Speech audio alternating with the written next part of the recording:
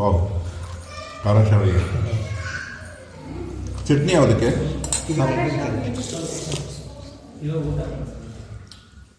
Wow, ಅಬ್ಬಬ್ಬಬ್ಬ.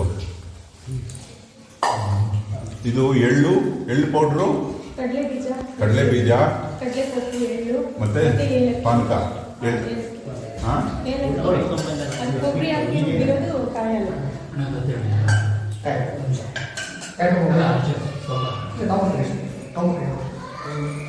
ಒಬ್ಬೊಬ್ಬೊಬ್ಬ ಶಾವಿಗೆ ಮಾಡೋದೇ ಇತ್ತು. ಆ ಶಾವಿಗೆ ಇಷ್ಟು ಜನಕ್ಕೆ ಮಾಡೋದು ಇನ್ನು ತಮಾಷೆ ಅಲ್ಲ.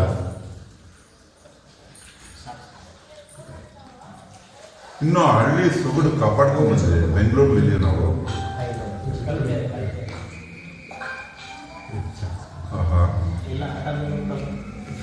ನಾವೇ ತಿರುಗಿಸಿ ನಾವೇ ಶಾವಿಗೆ ಮಾಡಿ ನಾವೇ ತಿನ್ನೋದ್ರಲ್ಲಿರೋ ಸುಖ ಇನ್ನೇನಿಲ್ಲ. ಪಾಪ ಮೊದಲೆಲ್ಲ ಪ್ರಿಪ್ರೇಷನ್ಸ್ ಅವ್ರ ಮನೆಯವ್ರು ಮಾಡಿದ್ದಾರೆ, ತಿರುಗಿಸೋದು ಮಾತ್ರ ನಾವು ಇಷ್ಟಪಟ್ಟು ಮಾಡಿದ್ವಿ. ಧನ್ಯವಾದ. ನೀವು ಎಂಜಾಯ್ ಮಾಡಿ. ಅಹೋರಾತ್ರ. ಇವತ್ತು ಒತ್ತು ಶಾವಿಗೆ ಕರ್ನಾಟಕದ ಗ್ರಾಮಗಳು ಇನ್ನೂ ಮರೆತಿಲ್ಲ, ಬೆಂಗಳೂರು ಮರೆತಿದೆ, ಫೋಟೋಸಲ್ಲೂ ಸಿಗಲ್ಲ. ಇವತ್ತು ಒತ್ತು ಶಾವಿಗೆ ನಿಮ್ಗೆ ತೋರಿಸ್ತೀನಿ. ಮನೇಲೆ ಮಾಡಿರುವಂಥ ಒತ್ತು ಶಾವಿಗೆ ಮಿಷನ್ಗಳು ಅಂಗಡಿಯಲ್ಲಿ ಕೊಂಡುಕೊಂಡದ್ದಲ್ಲ. ಇವತ್ತು ಒತ್ತು ಶಾವಿಗೆನ ಸುತ್ತಣ ಬನ್ನಿ.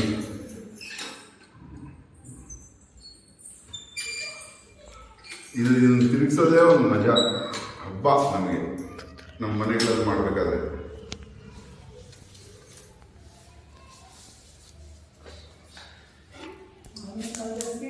ನೋಡಿ, ಅದು ಚಿಟ್ಟಪಟ ಅಂತ ಬರುತ್ತೆ, ಬಿಸಿ ಬಿಸಿ. ತಟ್ಟೆ ಹಿಂಗೆ ಸುತ್ತಬೇಕು. ಇಲ್ಲಿ ಬಾರ, ನೀನು ಬರ, ತಟ್ಟೆ ನೀನು ತಿರುಗಿಸಿ ಇಲ್ಲಿ ಕೂತ್ಕೊ, ತಿರುಗಿಸ್ಕೊ ಹಿಂಗೆ. ಇಲ್ಲ ಅಂದ್ರೆ ನೀವು ಯಾರಾದ್ರು ಬನ್ನಿ, ನಿಮ್ಗೆ ಗೊತ್ತಿರೋರು. ಹಾಂ, ನೋಡಿ, ತುಂಬ ಇಷ್ಟ ಇದು. ರಾಹು ಮತ್ತು ಕೇತುಗಳಿಗೆ ತುಂಬ ಇಷ್ಟ ಇದೆ ಇದು. ವಿಷ್ಣುವಿಗೂ ಅಷ್ಟೇ ತುಂಬ ಇಷ್ಟ ಇದೆ. ಮತ್ತು ನವನಾಗರು ವಾಸುಕಿ ಅನಂತ ಶೇಷ ಪದ್ಮ ನಾಗ ಕಂಬಳಂ ಧಾತರಾಷ್ಟ್ರ ಕಾಲಿಯಂ ಶಂಖಪಾಲ ತಕ್ಷಕಂ. ಇನ್ನೊಂದು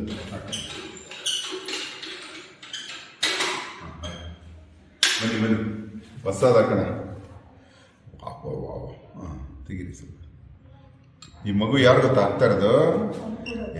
ಎಕ್ಸೆಂಚರಲ್ಲಿ ಕೆಲಸ ಮಾಡ್ತಾರೆ ಮಗು. ಹಳ್ಳಿ ಸಂಸ್ಕೃತಿನ ಮರ್ತಿಲ್ಲ ಒಳಗಾಗ. ಅದು ಮಮ್ಮಿದು ಇದು ತಟ್ಟೆ ಇಲ್ಲಿ ಖಾಲಿ ಮಾಡ್ತೀಯಾ?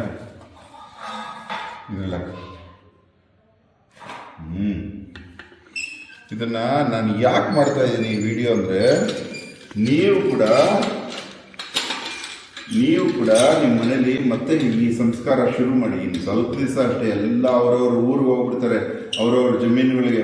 ಮನೆಯಿಂದನೇ ಕೆಲಸ ಮಾಡುವಂಥ ಪದ್ಧತಿ ಬರುತ್ತೆ.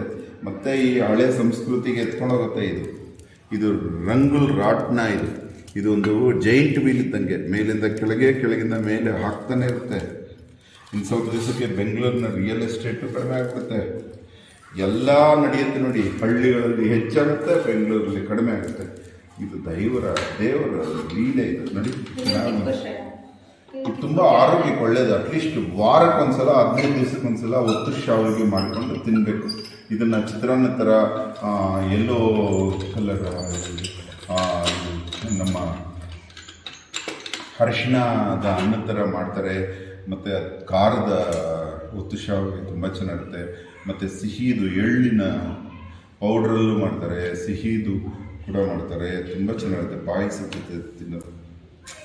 ಇದರ ಮಾಧುರ್ಯನೇ ಮಾಧುರ್ಯ. ಇದರ ಸುಗಂಧನೇ ಸುಗಂಧ. ವಿಡಿಯೋದಲ್ಲಿ ನಿಮಗೆ ಇದರ ಸುಗಂಧ ತೋರಿಸೋಕ್ಕಾಗಲ್ಲ ನಮಗೆ, ಆದರೆ ಇದನ್ನು ತಿನ್ನೋದೇ ಒಂದು ಹಬ್ಬ. ಇವತ್ತು ಉತ್ತನಹಳ್ಳಿ ಮಠದಲ್ಲಿ ಸ್ವಾಮಿಗಳ ಮನೆಯಲ್ಲಿ ಒತ್ತು ಶಾವಿಗೆ ನಮಗೆ ಹಬ್ಬ. ವೀರಭದ್ರನ ಎದುರಲ್ಲಿ ಒತ್ತು ಶಾವಿಗೆ ಹಬ್ಬ. ನಮ್ಮ ತಾಯಿ ನೆನಪಾಗುತ್ತೆ.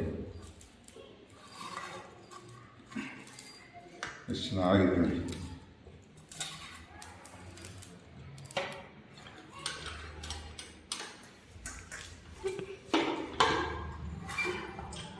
ಇನ್ನೊಂದು ತೋರಿಸ್ಬಿಡ್ತೀನಿ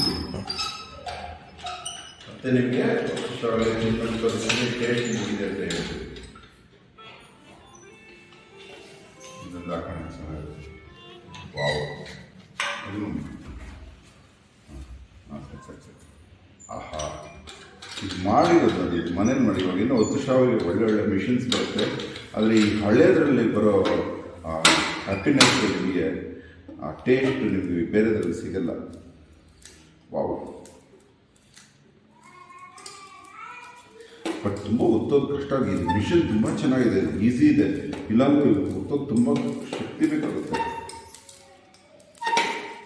ಆಹಾ ಈ ಸುಗಂಧನ ಹಿಂಗೆ ಎಂಜಾಯ್ ಮಾಡ್ತಾ ಇದ್ದೀನಿ ಗೊತ್ತಾ. ಮತ್ತು ಈ ಹಿಟ್ಟಿದೆಯಲ್ಲ, ಈ ಹಿಟ್ಟು ಇದು ಕೂಡ ತುಂಬ ಟೇಸ್ಟ್ ಇರುತ್ತೆ.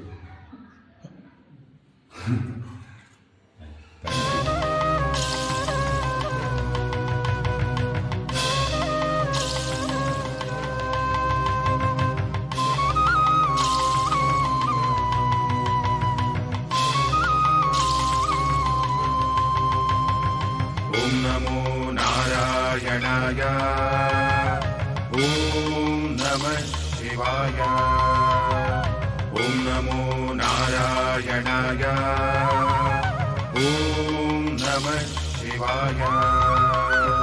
ವಿಷವೆಂದರೆ ಹಾವಹಲ್ಲ ರಸವಲ್ಲವೋ, ಆಸೆಗಿಂತ ಕರ್ಕೋಟಕ ವಿಷವಿಲ್ಲವೋ. ಸರ್ಪ ಕಚ್ಚಿ ವಿಷವು ಹತ್ತಿ ಕ್ಷಣಗಳಲ್ಲಿ ಮರಣ, ಆಸೆ ಹುಚ್ಚು ನೆತ್ತಿಗತ್ತಿ ಕ್ಷಣ ಕ್ಷಣವೂ ಹರಣ. ವಿಷವೆಂದರೆ ಹಾವಹಲ್ಲ ರಸವಲ್ಲವೋ, ಆಸೆಗಿಂತ ಕರ್ಕೋಟಕ ವಿಷವಿಲ್ಲವೋ.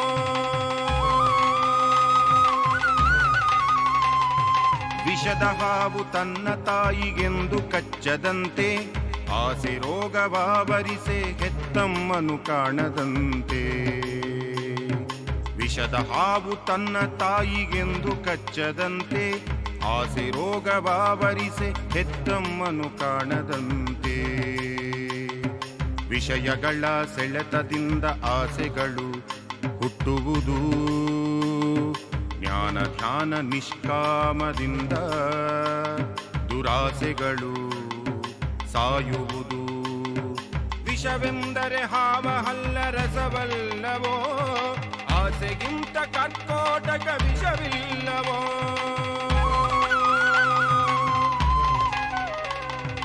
ಆಸೆ ಸತ್ತ ನಂತರ ಕೋಪವಿಲ್ಲದಾಗುವುದು, ಕೋಪವೇ ಬಾಗಿಲಂತೆ ರೋಗ ಬರುವ ದಾರಿಗೆ. ಆಸೆ ಸತ್ತ ನಂತರ ಕೋಪವಿಲ್ಲದಾಗುವುದು, ಕೋಪವೇ ಬಾಗಿಲಂತೆ ರೋಗ ಬರುವ ದಾರಿಗೆ. ಹಾವ ವಿಷವು ಹಾವನೆಂದು ಕೊಲ್ಲಲಾರದಂತೆ, ಆಸೆ ನಾಶ ಮಾಡದಂತ ಕಥೆಯ ಇಲ್ಲವಂತೆ. ಒಳಿತಿನಾಸೆ ಕೆಡುಕಿನಾಸೆ ಆಸೆ ಗೆಲ್ಲಿ ಭೇದ, ಒಳಿತಿನಾಸೆ ಕೆಡುಕಿನಾಸೆ ಆಸೆ ಗೆಲ್ಲಿ ಭೇದ. ಆಸೆ ಇಲ್ಲದವನ ಹಾಸು ವಿಷದ ವಾಸು ನೋಡ, ಆಸೆ ಇಲ್ಲದವನ ಹಾಸು